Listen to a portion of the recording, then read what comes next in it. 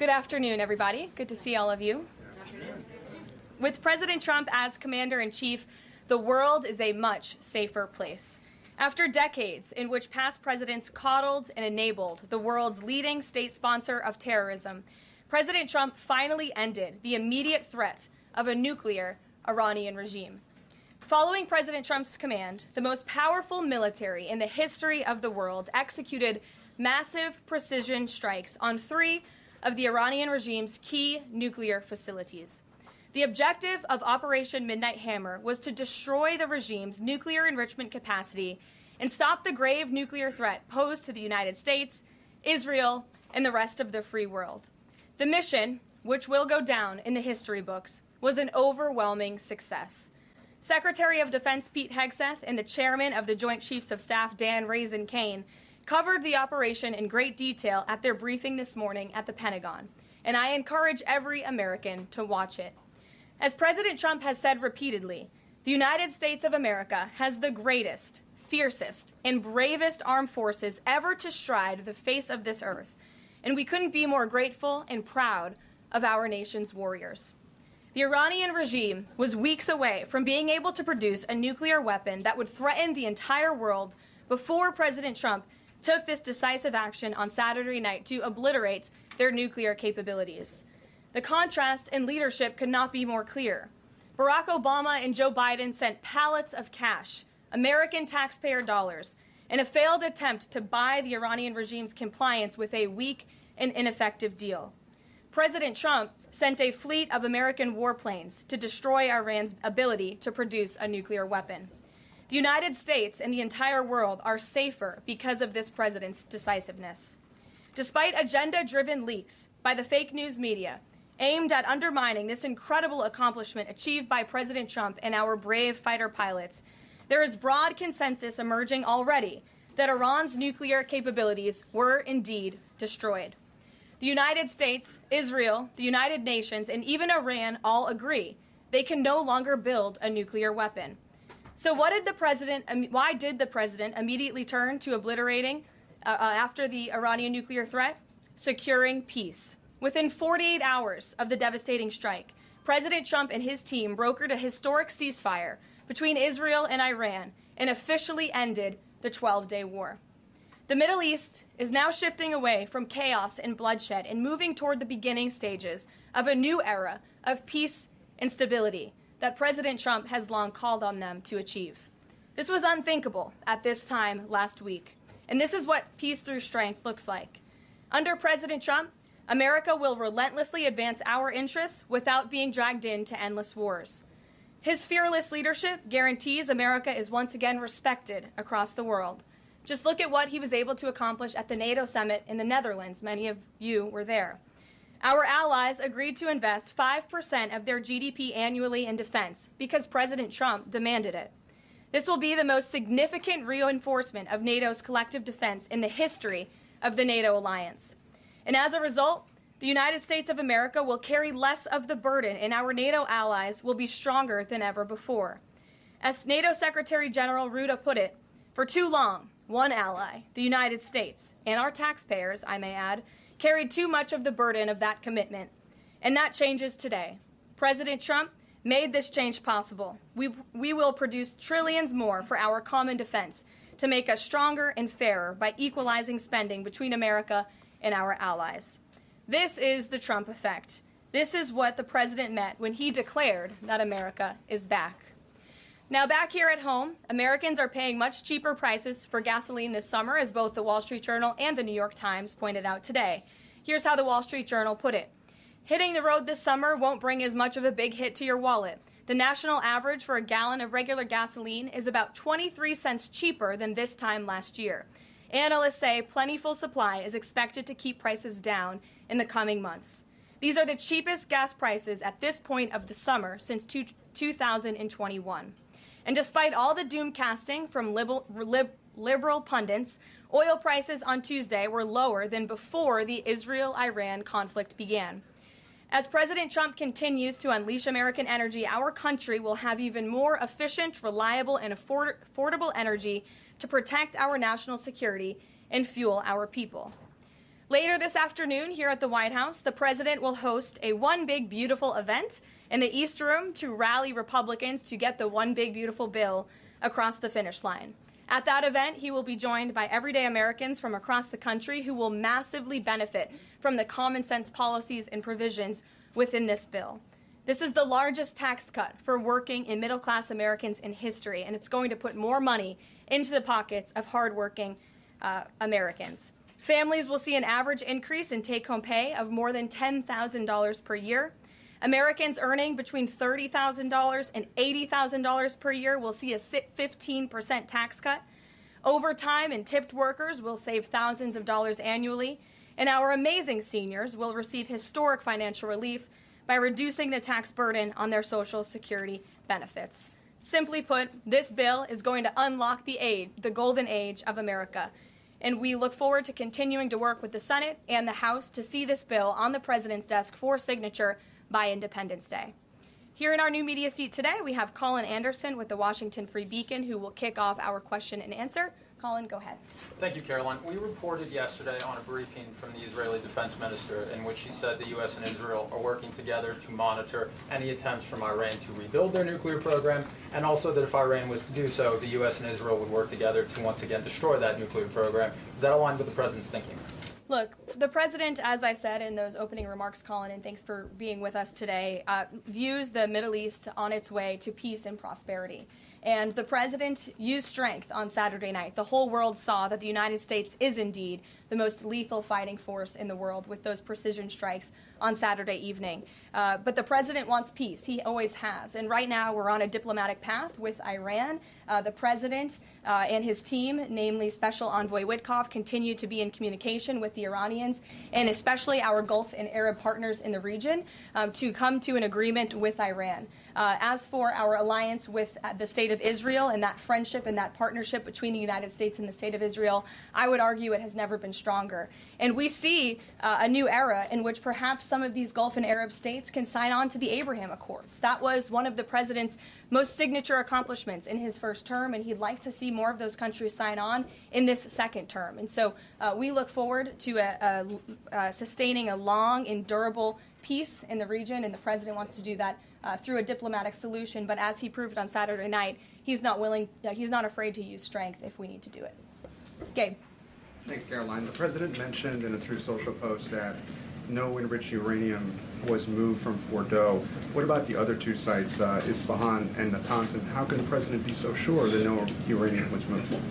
Well, what I can assure you is that the United States and our intelligence agencies and Director Ratcliffe and the president's entire national security team were obviously watching these sites very closely in the weeks and the days leading up to the attack on Saturday, which I will add was one of the most secretive and successful operations in United States history. I think many of you in this room would agree with that because none of you in this room knew about the strike on Saturday until it took place.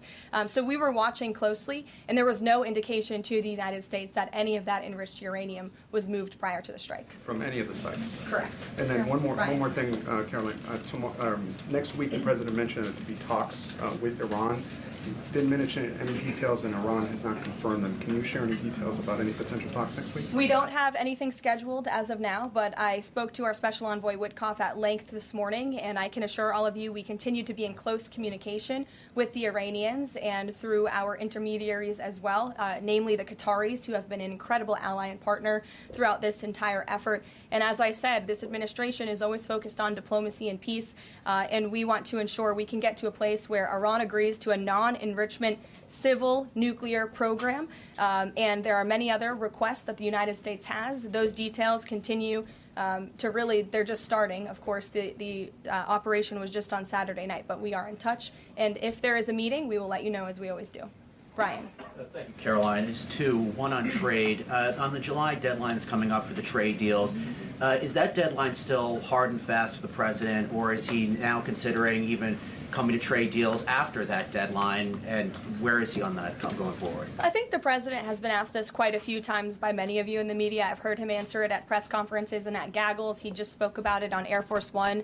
The deadline is not critical. The president can simply provide these countries with a deal if they refuse to make us one by the deadline, and that means the president can pick a reciprocal tariff rate that he believes is advantageous for the United States and for the American worker, and he will continue to do that. But as for the deals, our United States Trade Ambassador, Jamison Greer, I speak to him frequently. He's working very hard, and he has had very good and productive discussions with many of our key trading partners. And on the One Big Beautiful Bill, there's conversations on the Hill right now about the Medicaid cuts. Yeah, I'm curious if the final bill that the president's been talking about comes to him and it has Medicaid cuts in it, will he sign it, or would he rather just Congress do away with those cuts? I think our friends in both the Senate and the House know exactly where the president stands on Medicaid. He wants to get rid of the waste, fraud, and abuse, and they are working to do that in the Senate right now. Jennifer. Follow up on that, on the big beautiful bill, is there enough time for Congress to work through the issues it needs to work through? I'm saying, does the president need to move back his deadline a little bit? We expect that bill to be on the president's desk for signature by July 4th. I know that there was a ruling by the Senate parliamentarian this morning. Look, this is part of the process. This is part of the inner workings of the United States Senate, but the president is adamant about seeing this bill on his desk here at the White House by Independence Day. And then on Israel, is there a date set for the prime minister to visit the White House yet? Is he coming in a couple weeks? There isn't a date, but the prime minister has expressed interest in coming to the White House to meet with the president and come to Washington. The president is obviously very open to that, but we don't have a date. When we do, we'll let you all know. Kate. The president suggested he was open to sending more Patriot air defense missiles to Ukraine. Is that going to happen, and were there any other assurances that he made directly to Zelensky when they met? I'll let the president speak on that. That was a private conversation between he and President Zelensky, but the meeting was a good meeting, and it was a meeting towards progress, and the president, as he said, repeatedly wants to see this war come to an end, but I'll let him speak on that specific. And Witkoff yesterday suggested that there would be more countries signing on to the Abraham Accords. What's the timeline on that, and which countries specifically is the administration looking to have sign on? Well, the president is certainly hopeful that more countries in the region will sign on to the Abraham Accords. Again, we want to see a long, withstanding, endurable peace in the Middle East, and that's the way to do it. And when the president met with the new president of Syria, that was one of the requests that he made for Syria to sign on to the Abraham Accords. I don't have a timeline for you, but this administration wants to see that happen, and our partners in the region should know that. Rachel. Thanks so much. Just to follow back up on the meeting that the president mentioned about wanting to have this meeting with the Iranians next week. Clearly there's a willingness here from the administration to want to meet with Iranian officials. What is the holdup here in trying to schedule it? Are you experiencing any resistance from the Iranians? No, have some patience. We just had this strike on Saturday night. The president secured a ceasefire. A lot has happened in the last week. He was just in the Netherlands. Now he's back home to have a big event this afternoon on the One Big Beautiful Bill and get our domestic priorities across the finish line. So we'll get there, and like I said, we're in constant communication. And just one more, just the goal of the meeting. The president mentioned yesterday that it may not be necessary to have an agreement with the Iranians. What is the purpose? What would be the goal of this meeting? Again, to continue moving forward towards a long-standing peace in the Middle East. Jordan. Yes, Caroline, thank you. So the president had some harsh words for both Israel and Iran on Tuesday as he was departing from the NATO summit after they both violated the ceasefire. He said, what's your response to Americans who are worried the peace isn't going to last and think that Israel is trying to plunge us into another endless war on their behalf? I think the fact that the president was able to successfully negotiate a ceasefire when nobody thought that was possible, it was a surprise to everyone in this room. It was a surprise to the world, but the president got it done because he wants to see peace in this world. He does not want the United States to be dragged into these conflicts. Again, he's not afraid to use strength if he has to, but the president has already proven he can put America first and deliver on peace at the same time. They're not mutually exclusive goals. And then one more. After Kari Lake, she testified in the House Foreign Affairs Committee on the waste, fraud, and abuse and the rot, really, in Voice of America and USAGF. The president called for Congress to kill it. What does that look like, and is the president willing to sign an executive order? Well, I believe that that action would have to be legislative through Congress, and the president directed Congress to get that done in his Truth Social post yesterday. If there is any executive action that can be taken to cut some of the waste, fraud, and abuse or do away with the program entirely, I'm sure our great Deputy Chief of Staff, Stephen Miller, is already looking into it. And if it can be done, it will be done here at the White House. But Congress should act as well. To the back. Go ahead. Yes. Okay, Caroline, thank you. The administration has To said the back, that, and then Carrie, I'll come to you. yeah, the administration said that the DIA report was low confidence intel. Can you share what other assessments are currently underway to get to the bottom of just how effective these strikes were? Yes. Well, I can assure you what the CIA director said, that when we look at the entirety of the intelligence that we have to this date, it concludes that these strikes on the Iranian nuclear facilities were absolutely successful. It was a total obliteration, as the president said, and not only does our own intelligence say that, but also the Iranian foreign minister has said that. We saw Israel conclude the same thing based on their own intelligence. We also had the United Nations say that as well. So I think the only other time the United Nations, Israel, Iran, and the United States has agreed on something is that the sky is blue, but they all agree that Iran's nuclear facilities were completely demolished. And I would just like to reemphasize, you mentioned this was a low confidence preliminary intelligence assessment, and the entirety of that assessment was not leaked to the media. Only tidbits of that assessment were leaked to CNN. And we have seen this playbook run before, where you have people in the intelligence community, or perhaps on Capitol Hill, we don't know, but I believe the FBI is investigating to find out who that leaker was, because it's illegal and they should be held accountable for that, leaked bits and pieces of an intel assessment to push a false narrative. And it's to the same reporter, I will add, Natasha Bertrand of CNN, who has done this in the past. In 2020, it was Natasha Bertrand who had 51 intelligence analysts falsely lie to her, but she still put it on paper for some reason, that the Hunter Biden laptop story was Russian disinformation. We all know that's not true, right? We can all agree on that now. That was a lie from the intelligence community. Also in 2020, this same reporter, Natasha Bertrand, wrote that a top intel agency ruled out the man-made lab leak theory of the coronavirus origins. Again, the president was right about that. This reporter wrote a lie from the intelligence community to seek a narrative she wanted to prove, and guess what? We now know that's the truth. Also, in 2024, Bertrand pushed the suckers and losers hoax. She also pushed the fine people hoax, which was taking the president's words purposely out of context. And then last October, and I believe this is notable, Natasha Bertrand published an article in Politico from the intelligence agency. She said that John Ratcliffe was speaking without any evidence when he said Iran was attempting to undermine President Trump's presidential campaign. And then we, of course, found out that was absolutely true. In fact, the Biden administration declassed an intel report which said they had high confidence that Iran had done exactly what Ratcliffe alleged. They did run an influence campaign to hurt President Trump's candidacy. In fact, we know the Iranians tried to take President Trump's life. And so this is a reporter who has been unfortunately used by people who dislike Donald Trump in this government to push fake and false narratives. She should be ashamed of herself. And that's not what reporting is. Journalism is trying to find the facts and the truth. And this week we saw this same reporter being used to push a fake narrative to try to undermine the President of the United States, and more importantly, the brave fighter pilots who conducted one of the most successful operations in United States history. And I think the American people fully know that this operation was a complete and total success. Elizabeth.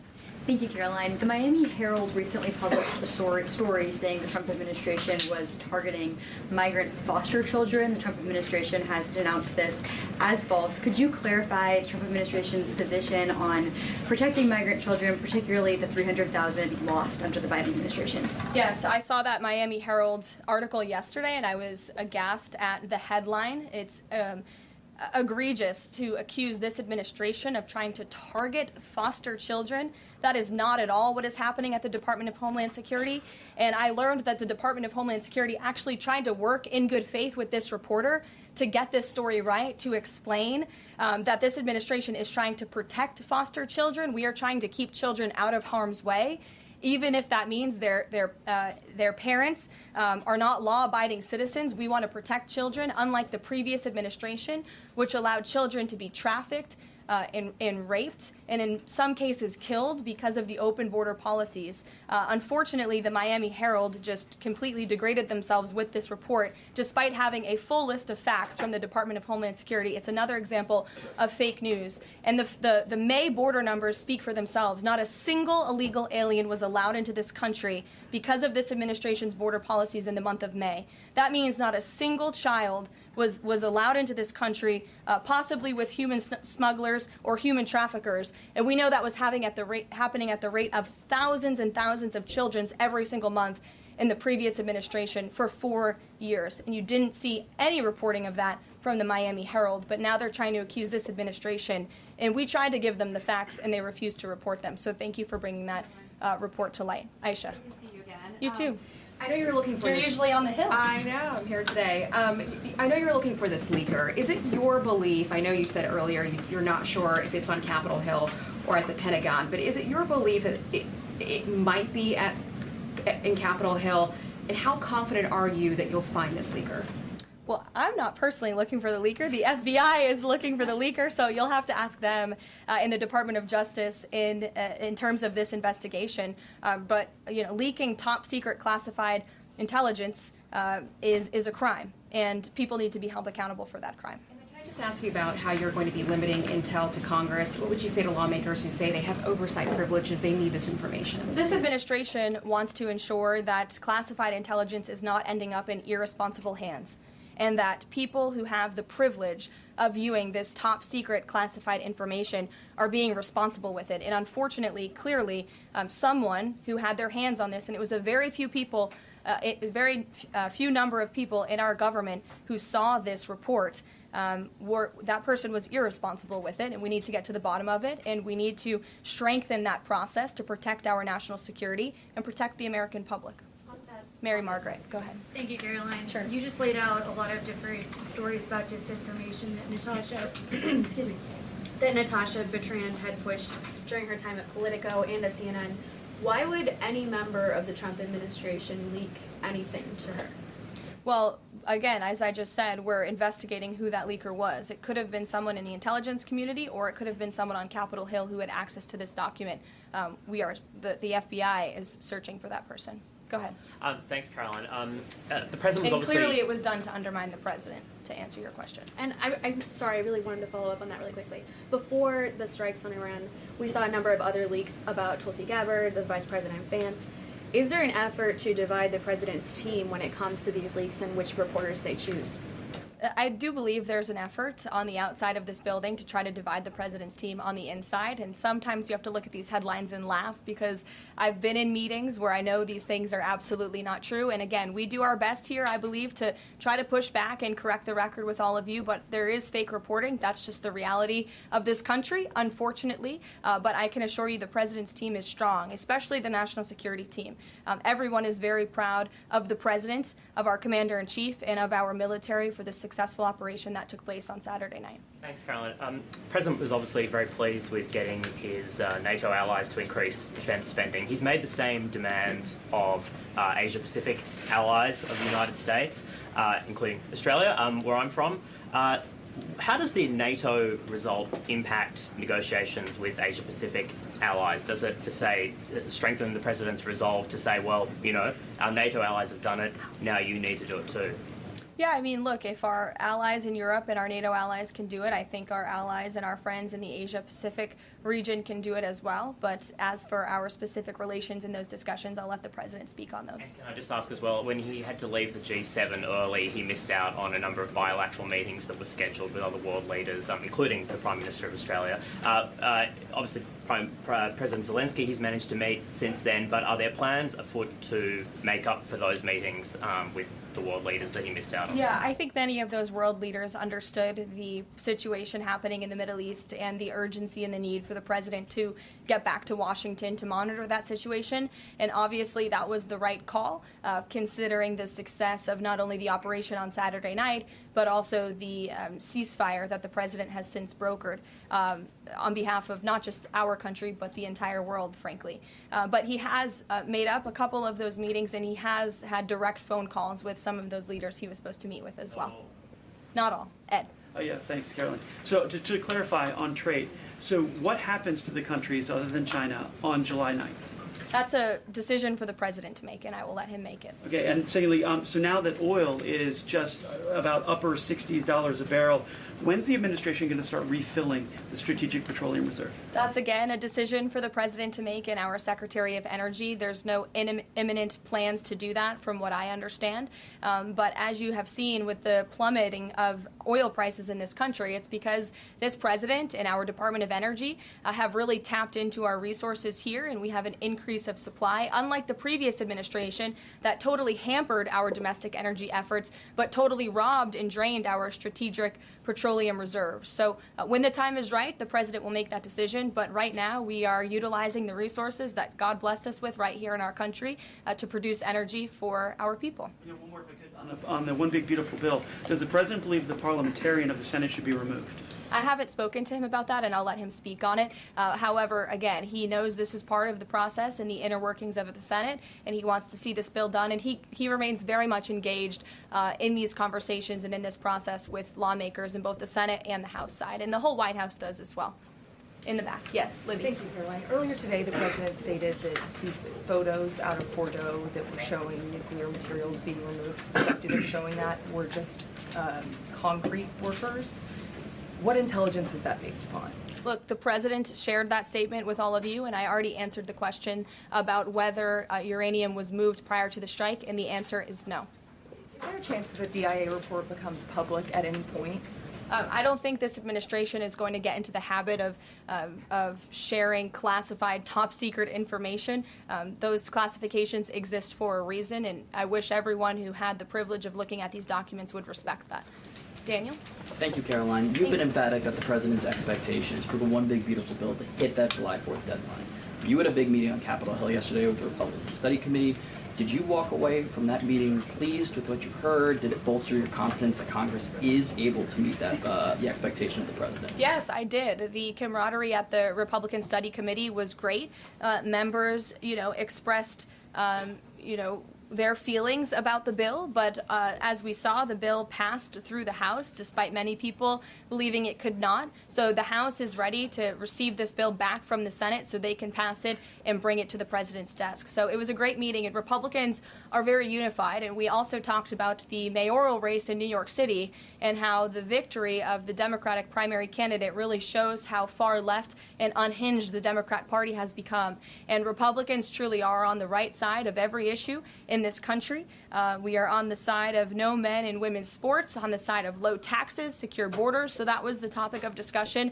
And the unity was strong and the camaraderie was high. And I know everyone looks forward to being here at the White House for the bill signing next week. Sure. Thanks, Caroline. The Supreme Court ruled this morning that South Carolina is allowed to deem Planned Parenthood is not a qualified health care provider, and that will block it from receiving Medicaid funds.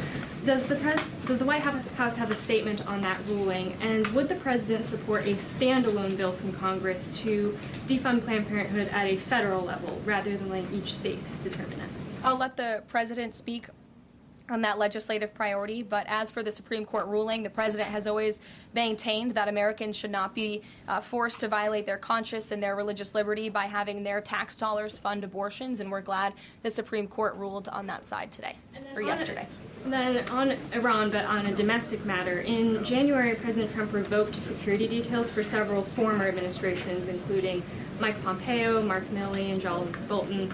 Given the heightened tensions with Iran right now, is he considering restoring those security details? That's not under consideration right now. Fran. If I could follow up on trade, and then I have a question about the bill as well.